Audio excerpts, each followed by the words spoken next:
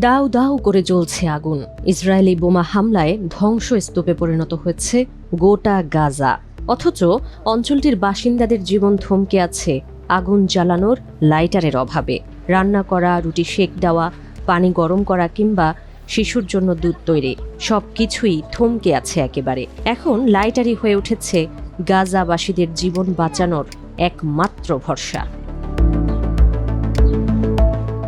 যুদ্ধের আগেও যেখানে মাত্র ৩৩ সেন্ট বা ৪০ টাকায় মিলত ৩টি লাইটার, সেখানে এখন একটি লাইটার কিনতেই গুনতে হচ্ছে $২৭ থেকে $৩৩ বা $৪,০০০ টাকার মতো। আর পুরনো লাইটার মেরামতে গুনতে হচ্ছে $১২। অবস্থা এমন যে লাইটার কিনবেন নাকি এক বস্তা ময়দা, সেই হিসেব কষতে হচ্ছে যুদ্ধবিধ্বস্ত গাজাবাসীকে।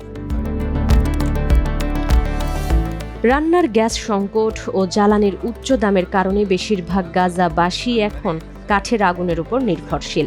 আর এই কাঠের আগুনই লাইটার সংকটকে ভয়াবহ করে তুলেছে। কারণ গ্যাসের চুলায় ছোট একটি স্ফুলিঙ্গ যথেষ্ট হলেও কাঠের চুলায় আসল আগুনের প্রয়োজন হয়। তীব্র লাইটার সংকটের কারণে যা এখন অনেকেই ব্যবস্থা করতে পারছেন না। ফলে অন্যের ঘরে কোনো একটি চুলা জ্বলবে সেজন্য চাতক পাখির মতো অপেক্ষা করতে হয় একজন গাজাবাসীকে। দাঁড়ে দাঁড়ে খুঁজতে হয় কার চুলোয় আগুন ধরানো হয়েছে। খোঁজ মিললে কার্ডবোর্ডের টুকরায় আগুন ধরিয়ে এনে নিজের চুলা ধরাতে হয়। শুরু হয় জীবন।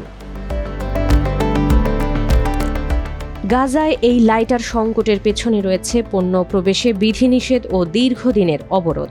জাতিসংঘের মানবিক সহায়তা সমন্বয় বিষয়ক দপ্তর OCHA বলছে, পণ্য চলাচলে বাধা ও সীমান্ত পথ বন্ধ থাকার কারণে প্রয়োজনীয় পণ্যের সংকট দেখা দিয়েছে এবং দাম বেড়েছে। এক্ষেত্রে সবচেয়ে বেশি সমস্যা দেখা দিয়েছে দ্বৈত ব্যবহারযোগ্য হিসেবে চিহ্নিত কিছু পণ্যে, যা গাজায় ঢুকতে দিচ্ছে না ইসরায়েল। এর আওতায় পড়েছে লাইটারও। ফলে তীব্র লাইটার সংকট দেখা দিয়েছে অঞ্চলটিতে, যে কারণে অনেকেই এখন লাইটার মেরামতকে পেশা হিসেবে বেছে নিচ্ছেন। পুরনো ফেলে দেওয়া লাইটার সারাচ্ছেন। গাজা যুদ্ধ ও সংকট চোখে আঙুল দিয়ে দেখাচ্ছে একটি লাইটারও কতটা দুর্লভ হয়ে উঠতে পারে।